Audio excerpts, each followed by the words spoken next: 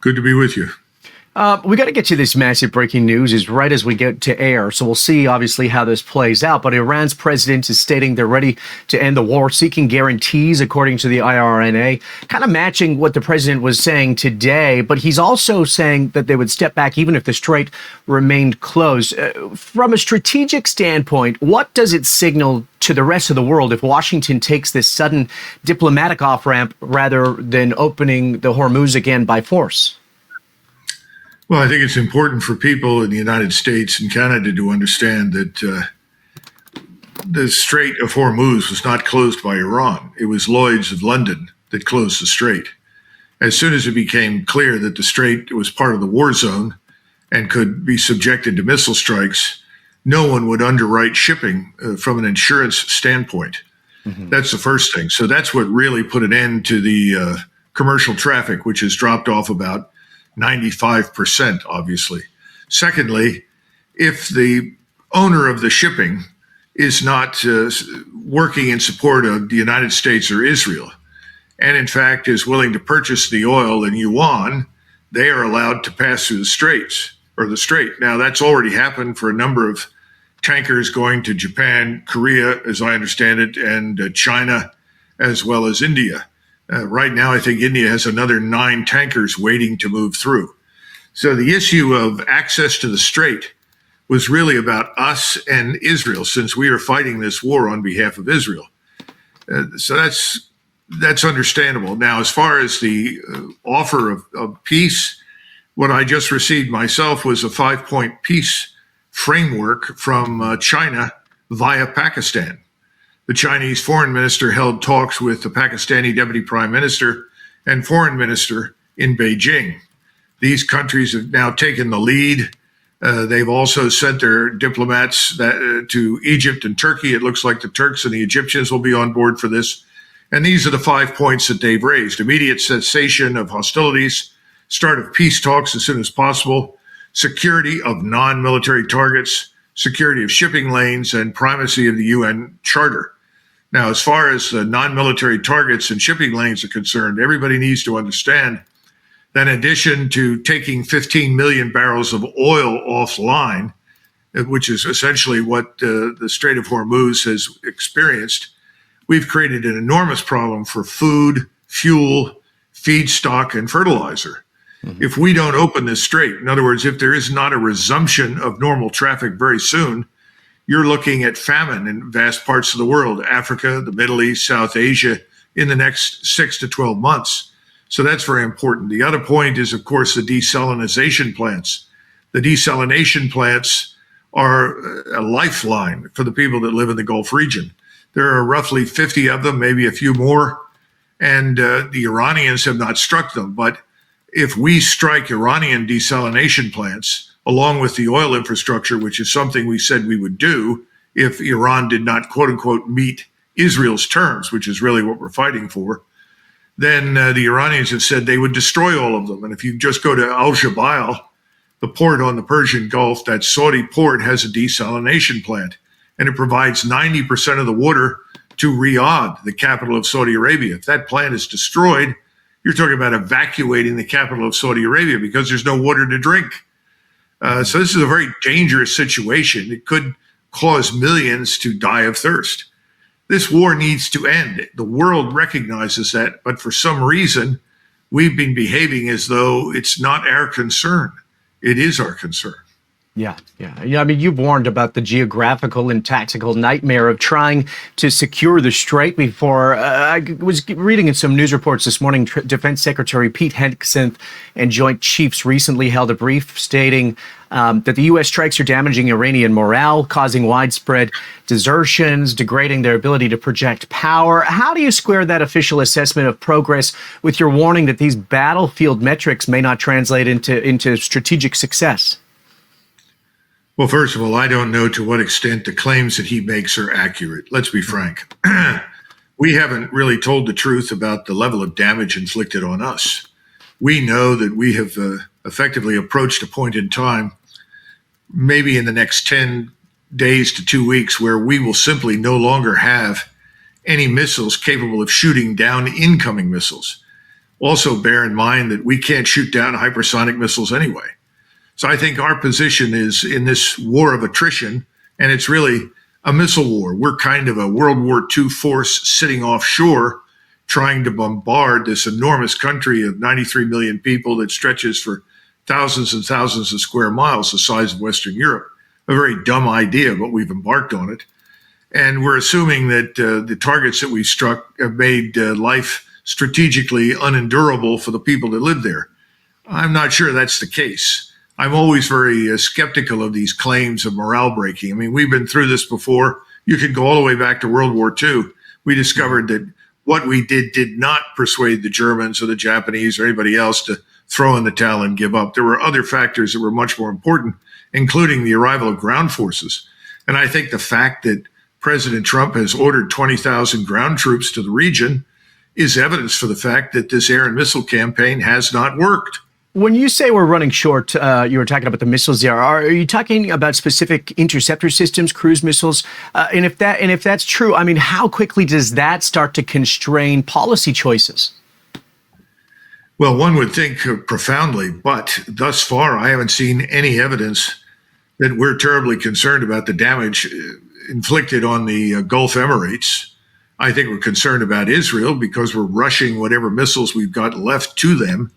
Remember that we have avoided a lot of the damage. Even though we were initially attacked, we escaped serious damage, and we've moved, our vessels at sea hundreds of miles away, as far as 1,000 miles away in some cases.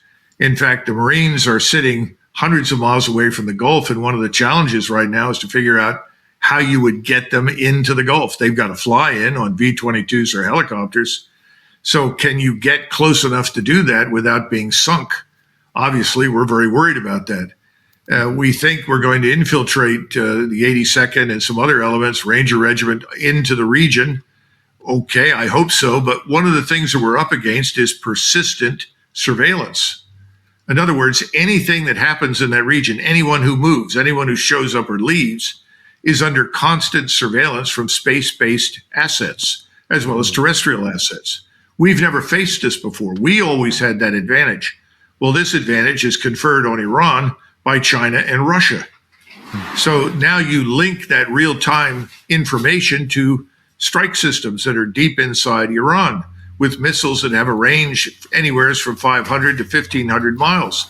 You could suddenly hit anything that you can find. That puts the use of ground forces very much at risk.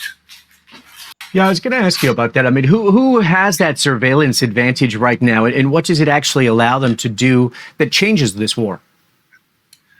Well, it means that you have what I call the ISR strike complex. In other words, the Iranians have perfected what you saw emerge in the Ukraine conflict on the Russian side, the same thing. Okay, we are sitting at point A, and we can see on the satellite 400 miles away the arrival of trucks full of missiles or the arrival of troops or the arrival of foodstuffs or anything else. We can immediately attack it. So within a minute or two of confirming the target, you have a missile on the way, and the missile may take anywhere from 5 minutes to 15 minutes, depending upon what kind of missile it is. Now, can you shoot it down? Well, you usually fire 2 or 3 interceptors to down one missile. We only produce 5 to 7 missiles a day in the United States. These are interceptor missiles. The Chinese, for instance, produce 1,000 rocket motors or missile motors every day. So you have a manufacturing base in Iran that was assembled with the help and assistance of China, and you still have resupply from Chinese sources. So how do you win this attrition war? It's very difficult to do, particularly when you have to move away from the region just to survive. This is the game changer. We're the World War II force. We're organized, equipped, largely as we were during the Second World War, although the technology is much better and much more modern. So one ship is worth 10, 80 years ago or more. But the problem hasn't changed for us because what we've got now in Iran is a very different kind of force. Where have they put their investments? In missiles and drones and in surveillance. You put those together and you're discovering that is almost an impregnable defense. Now, that doesn't mean that the Iranians want to keep this up. I'm sure they would like an end to this as would anybody with any brains. The whole world wants an end to it for the reasons I outlined at the beginning. But the question is, what about us? What is President Trump willing to accept? Because everything with President Trump is mortgaged to vanity. He has to walk out into the spotlight as the victor. If he can't do that, I'm not sure he'll give up. Yeah. You know, it's interesting bringing it back to the markets. I mean, Jamie Dimon was on Fox this morning, and he said that the markets will stay concerned here until this is over. I mean, we can see a bit of evidence with these tweets going on right now. The Iranian president, markets are starting to, climb. I think oil's down to $100 a barrel as we tape this. With Jamie Dimon saying this morning that markets will stay concerned until this is over. And that is what matters, whether this is completely successful. Colonel, what does success actually look like here? Well, very quickly, in response to Jamie Dimon, I think he's the master of understatement. Yeah. And President Trump has said a number of things over the last several days that were obviously designed to manipulate the market, to calm nerves, to reassure people that this wasn't going to last much longer. But every time he does that, the market tends to rebound, but each time the rebound is weaker. I don't think he has much slack left in that rope. And I do think there's a lot of pressure on him to put an end to this thing. So when you say, what does victory look like? Yeah. I don't think victory is attainable, not in the terms that have been articulated by President Trump, Secretary Rubio, or Secretary Hegseth, because they're really talking about the destruction of Iran. Let's go back to the beginning. The hope from the very beginning was that you would have some sort of internal unrest in Iran that would work to your advantage. And there was a readiness to attack Iran in the midst of the unrest on the assumption that this would precipitate regime change. Well, that failed. Yeah. The whole thing was shut down remarkably quickly. And we discovered it really wasn't what it was billed to be. We've said they killed 30,000 people. That's a complete lie. Only about 3,000 were killed or injured. And these people were activated by the Mossad and the CIA. They were equipped with weapons by the Mossad. They were urged to shoot at policemen. So the death of 3,000 demonstrators was precipitated by our interference. Now it was shut down. And then after it was shut down, you had Mr. Netanyahu come to the United States and make it clear to President Trump that he has to honor his promises, which means you now have to help us strike Iran. I think President Trump was reluctant, so Israel began the process on its own, and we felt obligated to join the fight. So we've moved into it. Now we've exhausted tremendous reserves, something like 11,000 precision munitions in the first few weeks of the conflict. The expense is outrageous. I mean, some of these munitions cost 1.5 million or more apiece. We are in a position right now where we're trying to resupply and replenish, not just missile defense, but also precision-guided weapons and systems. And this then raises the question, all right, we failed at regime change or decapitation, whatever you want to call it. What are we doing now? The answer is we're trying to inflict tremendous pain on the Iranian people, but this is a very large state. This is not one of the weaker Sykes-Picot states created in the Arabian Peninsula in the Middle East in 1919. This is a real country with a real national identity and thousands of years of history behind it. It's not going to roll over and play dead. So I think they figured that out. So now they're going to try and destroy it and punish it. And you're going to add ground troops. They're going to try and send them into the Gulf to seize something on the assumption that's going to be a game changer. And suddenly the Gulf opens up and everybody starts using it again. That won't happen. And if you put Marines and paratroopers in these isolated islands or on the coastline, they can be just as easily targeted and destroyed by theater ballistic missiles and, of course, drones as any other target in the region. So I don't see a good ending. I think at some point, you've got to do what I think several people have urged President Trump to do privately and pretend, we've achieved victory. We've destroyed everything. This is the best we can do and we're leaving. But that fails to address an important element here. Who's really in charge? And the answer is Israel and the lobby. They're in charge. They wanted this war. They bought it by buying the politicians in Congress and buying the White House for Trump. This is their war. They want it. And they're not going to be very pleased if suddenly Donald Trump turns around and says, well, look, I think we've done all we can do. They won't accept that. So there are other forces at work in this process. Right, right. And you know what? You talked about something interesting there briefly. I want to pivot on how these military tactics are directly impacting the commodities market because, I mean, you recently noted that we're fighting a 21st century war of missiles and these unmanned systems using an old World War II kind of mindset. I mean, Bloomberg has reported what would be the first known combat loss of an E-3 Sentry jet after an Iranian strike on a Saudi base. If that is correct, what does it tell us about the vulnerability of our legacy military infrastructure against this persistent drone warfare? Well, we should get the message that the forces we've got right now are not prepared for this new kind of warfare. If we deployed the U.S. Army and Marines to Ukraine to fight the Russians, we would take terrible casualties. They're now reorganized and prepared to fight on a battlefield dominated by persistent surveillance and strike weapons, unmanned and manned. We're not really ready for that. We're not ready for it at sea either. So I hope that, we will find a way to end this quickly and go back and review everything. I mean, this is similar in some ways to the Russo-Japanese War that took place in 1905. If anybody had paid attention to it in the West, they would have understood this is the prelude to a future war like World War I. Trenches, barbed wire, machine guns, quick-firing artillery, and so forth. So I hope we'll do that. But in the meantime, I don't think we have the means at our disposal to induce the kind of response from Iran that the Israelis want and that we have promised to extract from them.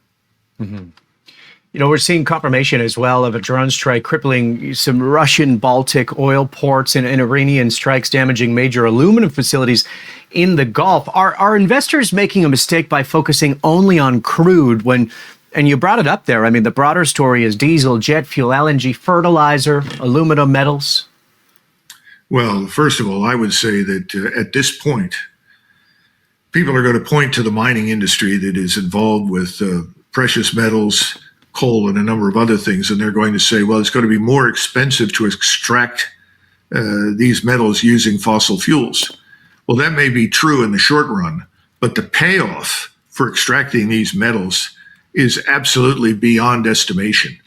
We are going to be more dependent on these precious metals, everything from helium, which is not really a metal, but a gas, all the way to gold, silver, titanium, you name it, everything than we ever have been in the past. And for those of us that live on the North American continent, this becomes vital to our, what I would call resource sovereignty.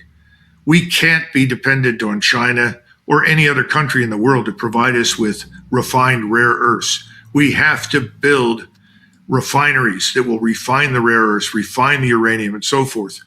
That's vital and more vital today than it's ever been in the history of our country, because it's a matter of self-defense and self-preservation. So I would just tell anybody out there, if you've got money, sure, you want to put it into oil, that's going to pay off for you, oil and gas, but don't walk away from precious metals, because in the long run, they are going to go through the roof. Yeah, well said. I heard your speech over at VRIC too. I mean, it was an interesting take, and you got, looking where we are right now, looking back, if we would have known what was happening, a lot of that was accurate. Talk to me a little bit about these strategic minerals. I mean, is the Defense Department really looking at gold, silver, these types of things to replenish this technology you're talking about? I think what you have going on right now, there's a recognition of the importance of strategic minerals. Yeah. But you and I know that virtually everything we need can be found on the North American continent, from copper to titanium to all of the various rare earths at that corner of the periodic table. The issue is building the supply chain, building the refineries and the distribution. That takes time. I've talked myself hoarse in Washington, D.C. to members of Congress about the criticality of building refineries. I said, we've got to do it. We can't wait around. The sooner we do it, the better off we will be. I think that's beginning to sink in, but we need to allocate billions of dollars to it. So if I were advising the president, I'd say, I don't give a damn about your ego. With all due respect, Mr. President, we need to stop this stupidity immediately. We need to get back to the United States. We need to refocus our investments. We got to you understand that the Department of Defense is wasting a lot of money on things we don't need. We need to deal with that. That means reductions in the defense budget. But what is left has to be correctly invested. And that brings us to the refinery. Because remember, the byproducts of a lot of these rare earths include uranium. And what do you do with it? What do you do with the waste from the uranium? You've got to put it someplace. Who does that? The Department of Defense. We have places for that in Nevada. And Nevada, of course, is home to some of the best gold producers in the world. All of these things need to be examined carefully, repackaged, and we need to refocus investment on the national level to get where we need to be. Because right now, about 90 to 95% of the rare earths that are refined that we use and need come from outer Mongolia. Yeah. Good Lord. That means some Chinese bureaucrat is deciding what we will or won't get. I don't think we want to live with that. Yeah. I was going to ask you, because you're saying the real bottleneck is no longer finding the metal, but refining it, processing it, building that supply chain around it. We've heard a lot of rhetoric about this. We've even have a strategic reserve in place for strategic minerals now. Are they moving fast enough, and has China won that game? Well, the game is not over. Yeah. China has stolen a march on us because they started 30 years ago. When Deng Xiaoping began the whole experimental process with capitalism and focused narrowly on some areas where you had some entrepreneurial activity, that was the beginning of something much larger. And the Chinese began thinking very hard about the criticality of their own resource sovereignty. And the reason for that is obvious. We have the largest and most powerful navy in the world. They have been hostage to other people's navies, particularly the Royal Navy in the past. You go back to the Opium Wars and how the Royal Navy controlled the coast of China, opened up the rivers, and forced the Chinese to accept opium into their societies, which had a terrible deleterious effect. We need to now look at our own vulnerabilities. And that means we have to be sovereign with our own resources. So the Chinese have built this one belt, one road. Why do you do that? Because you don't want to ship across the Pacific. You don't want to have to deal with the United States Navy. So they're building this enormous infrastructure for transportation, primarily rail, also road, all across Eurasia. It's going to reach all the way into Africa, all the way to Rochefort in France. And we need to think in those terms. We need to build our own transportation infrastructure as well as the refining, because we need to also be prepared to export as well as import. We've lost the plot on a merchant marine. We should have fast sea lift that moves in and out of ports on both coasts. We need fast trains, high-speed trains. If we built it properly, we could outpace the Chinese One Belt, One Road. Because the One Belt, One Road goes through numerous nations, which means as it moves, you end up paying more for transportation. You pay for security. You're negotiating agreements. We can move things from the Atlantic to the Pacific, where we speak one language, we have one law, and we don't have to deal with those other intervening problems. But again, getting America to think strategically in those terms at home has been enormously difficult because everything's focused on what people see as profitable interventionism. The American people don't profit from it, but I could take you all over the Washington area, all the way around through all the big neighborhoods, and I could show you magnificent multi-million-dollar homes of people who are part of the defense industries, who are part of the congressional complex that has profited from all of these terrible interventions. So it's never been about do we win or lose. It's about how much do we spend and where does the money go. That's wrong. That has to end. And does that, also help explain why places like Venezuela matter, Gwen, not just politically, but as a part of a larger scramble for secure resource access closer to home? Panama, for instance, trying to get China out. Is that working into this thesis? Yeah, I think so, except that, we are treating China as this unambiguous opponent of everything that we want to do. Mm-hmm. That's not necessarily true. The Chinese and the Russians, for that matter, all want to do business with us. We obsess over political structures. So we look at Venezuela. We say, well, we don't like Venezuela because it's not sufficiently liberal and democratic. Well, this has gotten a little tiresome, especially since our own democratic structures are not in the best of condition. And a lot of Americans question just how legitimate and credible they are. We got to get out of this business of intervening in other people's countries on that pretext, when in reality, what we're trying to do is steal resources. And right now, we have the president of the United States who's very proud of the fact that we're stealing petroleum from Venezuela. I don't think that's a good thing at all. I think we should do business with everybody. Now, if we don't like illegal drugs and we don't like illegal human trafficking, and I certainly am violently opposed to it, defend your borders. Stop it. Are we doing that? The answer is no, not really. We haven't militarized our borders. We haven't brought the Coast Guard back from the South China Sea and the Persian Gulf to the United States, where it belongs. In other words, we've got to get serious about enforcing our own laws here at home. If we do those things, we can do business with everybody. And ultimately, that was always America's great virtue. We did business with everybody. Yeah.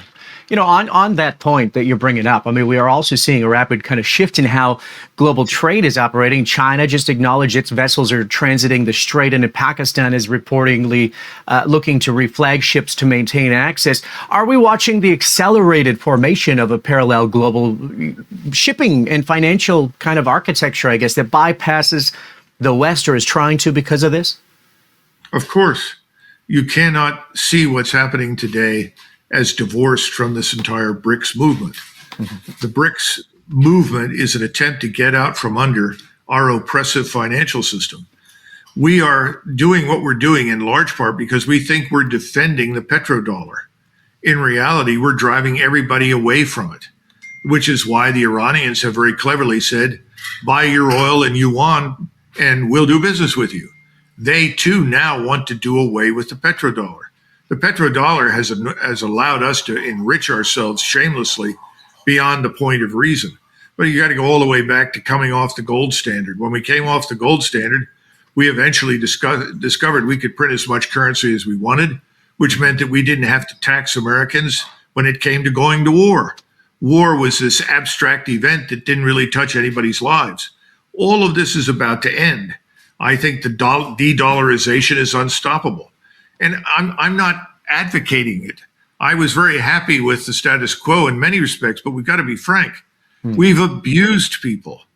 We've abused countries to the point where we're telling them what crops to grow, what not to build, where to export, where not to export. We've been bullying people to be oppressive and on one side oppose anyone we don't like for any length of time. All of this sanctioned business has gotten us down this road. All of this needs to go away. But getting us to behave as a normal country, as a normal nation, as a great power that is willing to accept the participation of other great powers, is willing to respect other great powers' legitimate national security interests, that's not easy in Washington. With the American people, it's not difficult at all. They're not interested in this, but they don't have much say in Washington. Yeah. You know, that leads us perfectly into, I guess, the metals market. I mean, we're seeing strong bids today. Gold back up above $4,600. Silver's rebounding. Are we looking at a classic fear trade, or is this more of what you're talking about, that deeper sovereign shift towards hard assets? Well, I don't know if it was you. I listened to Grundlage, whom I respect a great deal, and he talked about the bond market, the vulnerabilities there. I also listened to Luke Groman. I think he's a very fine analyst. I listened to Alistair MacLeod because he's one of the first to really point out the problems that we've got with gold and the emergence of very likely gold-backed currency in the BRICS nations. We're headed into a terrible storm. I don't know how else to put it. And I think that too is just over the horizon. And what we're doing in the Middle East is probably going to accelerate that storm. I don't know how we're going to manage it.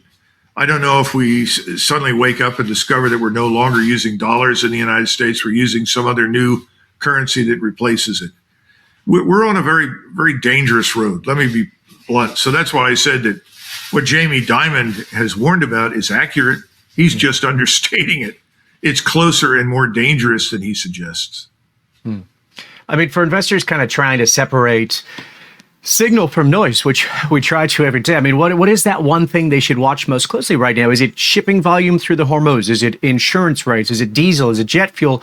Or is it signs of this diplomatic off-ramp? Well, jet fuel right now, Singapore jet fuel is up to $231 a barrel. Yeah. That should be ominous. What's that going to do to international travel? Look, I think you have to look at multiple indicators. Single factor analysis is always dangerous. But I think you've heard the right people talk about the right things. What about the bond market? What's going to happen there? It's up, its average is what, 3.8%, but the 30-year bond and I think the 10-year are up over 4%. And the 30-year is closing in on something higher. I don't have the figures in front of me, but I would look very carefully at what goes on in the bond market. We went through a crisis when Liz Truss was prime minister with the gilt market in London. And people actually thought that the British economy was simply going to collapse, and with it, the British state. It was a very near-run disaster. I think we have to look for something like that in the United States and Western Europe. But at the same time, going back to what I said originally, and this is going to sound simplistic, but I think this is true. Mm-hmm. Whatever you do, invest in anything that comes out of the ground. Food, if you grow it, it's going to be a lifesaver. The world is not going to have enough food. We know that now. The fertilizer market is in serious trouble. The Russians can't compensate for it. And I don't think anybody but perhaps the Chinese have stockpiles of fertilizer. One of the lessons that we should learn from the Strait of Hormuz and shutting off all of this oil is that you've got to stockpile fertilizer, not just oil, also fertilizer. And again, we're back to rare earths. You've got to stockpile it. That's fine. But where's the refinery? Where's the supply chain? Who's going to own that? How do we do it? I'm not suggesting it should be nationalized. I don't suggest that at all. But we have to help firms and corporations out there see clearly into the future now. But to do that, we have to come to strategic reality as a nation. We aren't there. People are still in this bubble of fantasy that we are what we were militarily in 1991. We aren't. We're not even close. Before I let you go, I mean, just on a personal note, I mean, you're in Washington, the congressmen, you've been talking to them, you've been lobbying for this type of stuff. Do you find that where we are right now, are they listening more closely, realizing that this should have been done earlier, or are we just not there yet? We're not there yet. The few people who listen, there are a few, I won't name them, but they're there, are not enough. Mm-hmm. And I don't think we're going to move in a fundamentally new direction until the bottom falls out of the market. And I think that's coming. Yeah. All right. Final message to investors. Mark Faber says so. Yeah. And I'm a big Mark Faber fan. And he's been pointing to this too as well. Yeah, Mark is great. And Alistair McLeod, actually, we're taking notes. We got to reach out to Alistair, have him back on the show soon. All right. I want to appreciate, thanks for coming on. I mean, your final message to